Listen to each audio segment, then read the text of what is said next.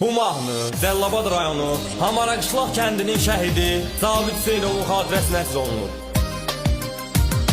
Salamlar olsun bütün igidlərin yurduna, Cəllabad ünvanına, şəhidlərin yurduna.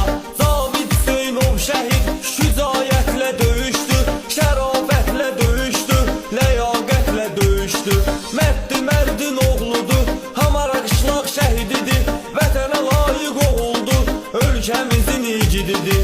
Zabit uşaq yaşından vətənə sevgi göstərib, canını verdi bu yolda, torpağa qiymət verib. Tanksı olub mövqeyi, düşməni məhv edibdir, irəliyə addımlayıb, böyük inamla gedibdir.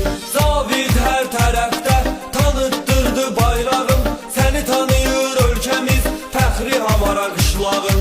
Şəhidlər ölməz vətən, bölünməz heç bir zaman, sizlər üçün bütövdür vətənim Azərbaycan. Zabit qeyrətinlə düşmənə verdin cavab, şəhid cənnət əhlidir, bəhs eləyir bunu kitab. Sən canavar yurdusan, Hamara Qışlağım mənim, şirlərin oylağısan, gözəl torpağım mənim. İlahi rəhmət etsin şəhidləri qəni-qəni, yüksək əzim göstərib valeh etmisiniz məni.